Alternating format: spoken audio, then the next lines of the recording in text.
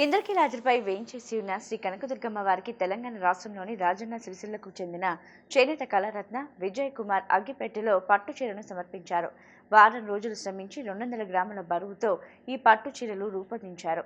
ఈ మేరకు ఈవో సీనా నాయక్ను కలిసి పట్టు చీరను అందజేశారు. తెలంగాణ రాజన్న సిరిసిల్ల జిల్లాకు చెందిన ప్రముఖ చేనేత కళాకారుడు, చేనేత కళారత్న అవార్డు గ్రహీత నల్ల విజయ్ కుమార్ మంగళవారం నాడు ఇంద్రకీలాద్రిపై కొలువై ఉన్న శ్రీ దుర్గా మల్లేశ్వర స్వామివారి దేవస్థానాన్ని సందర్శించారు. తన తండ్రి ప్రముఖ చేనేత శిల్పి అవార్డు గ్రహీత స్వర్గీయ నల్ల పరంధాములు స్ఫూర్తితో వారి అడుగు జాడల్లో నడుస్తూ తాను ప్రత్యేకంగా నేసిన అత్యంత విలక్షణమైన పట్టు చీరను శ్రీ కనకదుర్గమ్మ వారికి అలంకరణ చేయవలసిందిగా ఆలయ ఈవో సీనా నాయక్కు అందజేశారు. చేనేత రంగానికే మచ్చుతునకగా నిలిచిన ఈ పట్టు చీరను విజయ్ కుమార్ వారం రోజుల పాటు రాత్రింబవలు శ్రమించి మగ్గంపై అద్భుతంగా మలిచారు. ఈ అద్భుత పట్టు చీర పొడవు 5.5 మీటర్ల వెడల్పు 48 ఇంచులు ఉంటుంది.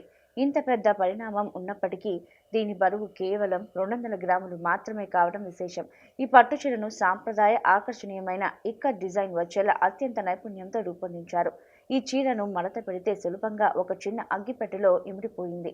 ఈ సందర్భంగా చేనేత కళాకారుడు నల్ల విజయ్ కుమార్ మాట్లాడుతూ, గతంలో తాను తయారు చేసిన సరికొత్త చేనేత సృష్టికి ఇంద్రకీలాద్రి అమ్మవారి ఆశీస్సులు లభించాయన్నారు. ఎల్లప్పుడూ దుర్గమ్మ తల్లి దీవెనలు తమపై ఉండాలని కోరుకుంటూ ఈ సరికొత్త పట్టుచీరను సమర్పించి అమ్మవారి కృపకు పాత్రులం కావడం ఎంతో సంతోషంగా ఉందన్నారు. అమ్మవారికి సమర్పించిన ఈ అద్భుతమైన చేనేత కళాఖండాన్ని ఆలయ ఈవో సీనా నాయక్ పరిశీలించి అసాధారణ ప్రతిభ చూపిన చేనేత కళాకారుని ప్రశంసించారు.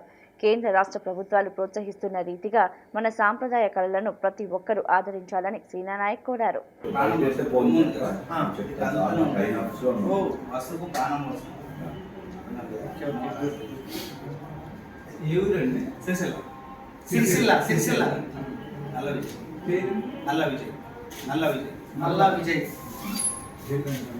బాబు ఎవరు వచ్చారు ఇక్కడ మనోళ్ళు? ఇది అమ్మవారికి ఇచ్చేస్తున్నారు కదా, ఇది కట్టమని చెప్పాలి.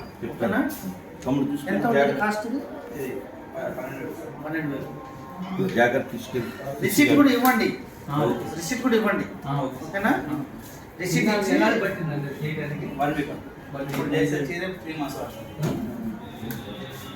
చేసేది. ఓకే, అది నేషనల్. Okay, good good. వచ్చిందా?